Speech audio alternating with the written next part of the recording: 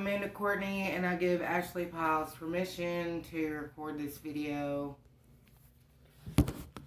Hi, Mandy. How are you doing today? I'm doing alright. That's good. What brings you in? Well, I'm just a little stressed out and thinking about quitting drug court. Oh. Right. What's going on there? Well, I feel like I don't need drug court to stay sober anymore. I feel like, you know, they got me in the door and into recovery, but I don't feel like I need their services anymore to stay sober because they're stressing me the fuck out. Right. There's a lot that goes on to drug court that, you know, I feel like I was misled into thinking that it was going to be easier than what it has been. And it just seems like they let up on you every now and again, but then they crack down back on you. And I'm just over it. Like, all the time. And I don't know how to change my attitude about it. Okay. So, I'll give you the rundown about drug court. So, in the beginning, they, you know, when I was sitting in jail, you know, I was desperate to get out. So I was willing to be desperate. And maybe that's what it is. Maybe my willingness has went away. And so I'm aware of that. And I don't know how to get my willingness back. I just feel like they told me that it was going to be, you know, just a couple hours a week. And from the very jump of things, it was just totally chaotic and completely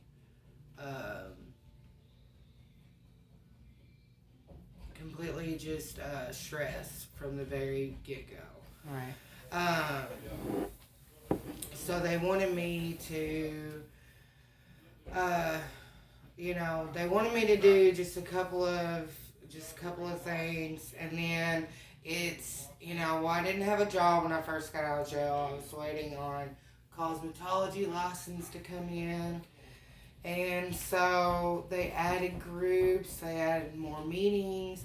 And I love meetings, you know what I'm saying? But it's just, they wanted you busy from the whole day that you were, you know, there's no downtime. So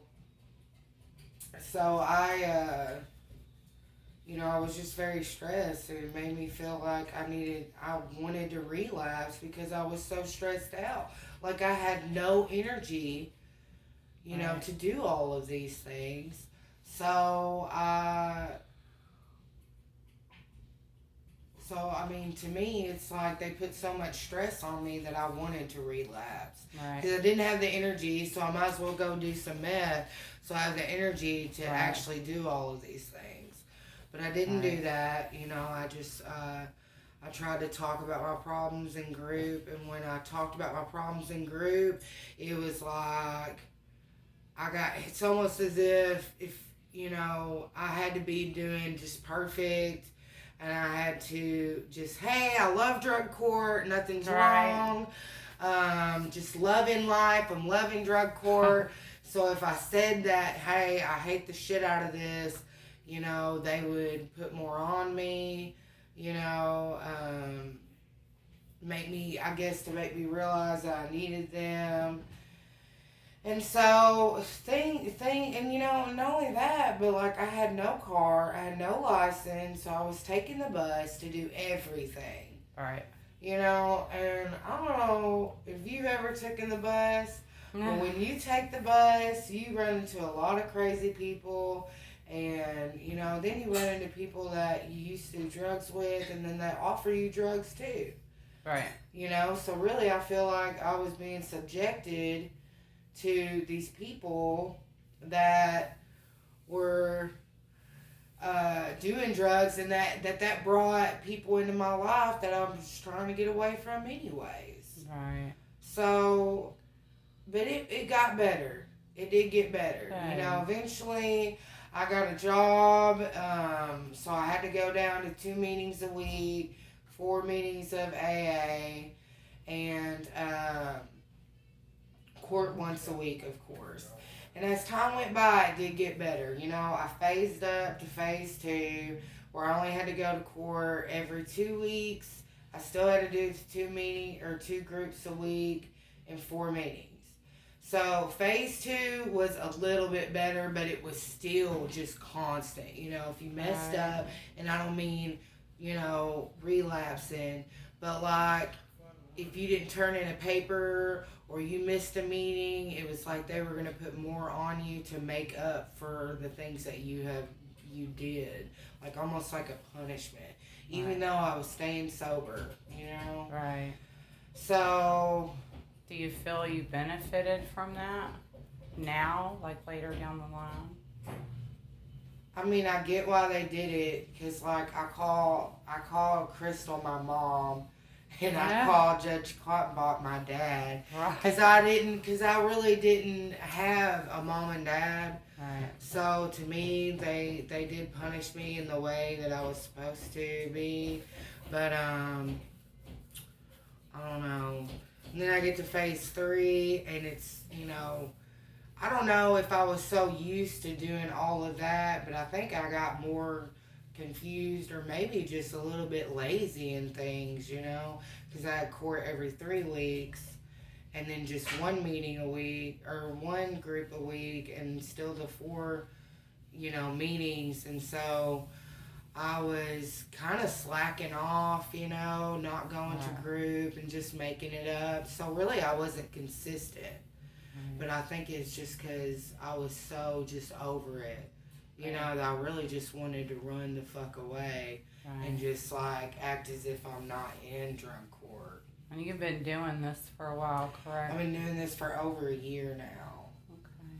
So I had times of where I'm like, you know, I'm doing good in drug court, and I'm like, okay, I can do this.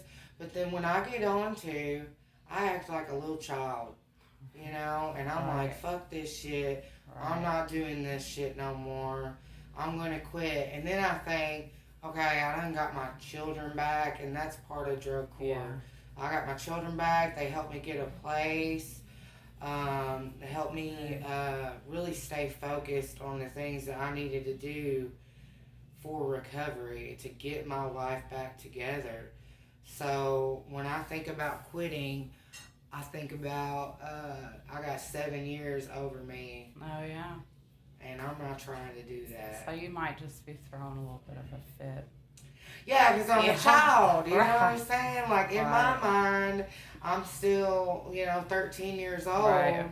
From, you know, 16 years old from when I started doing drugs, you know, that I throw a fit whenever I get on to.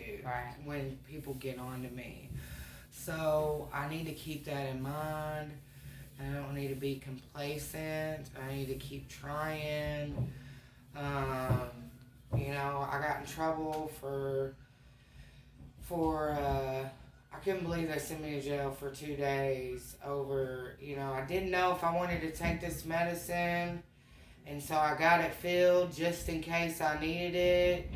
And then before I take it, I asked her if I could take it.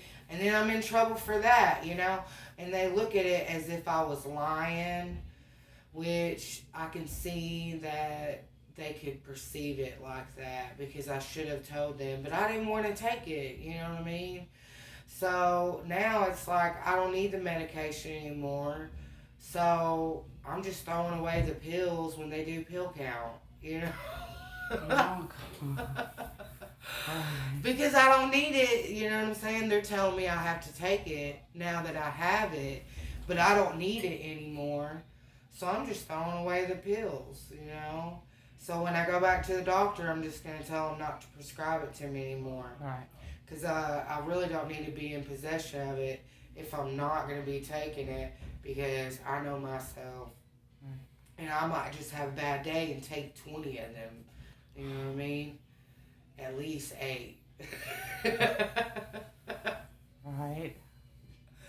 So, I don't know. I just feel like it can be a little bit drastic on their part. Right. But for the most part, yeah, I got 7 years. I got to stay in. Right. Yeah. Right. Well, it's great to see you, Mandy. Come back and see me again. I will. All right.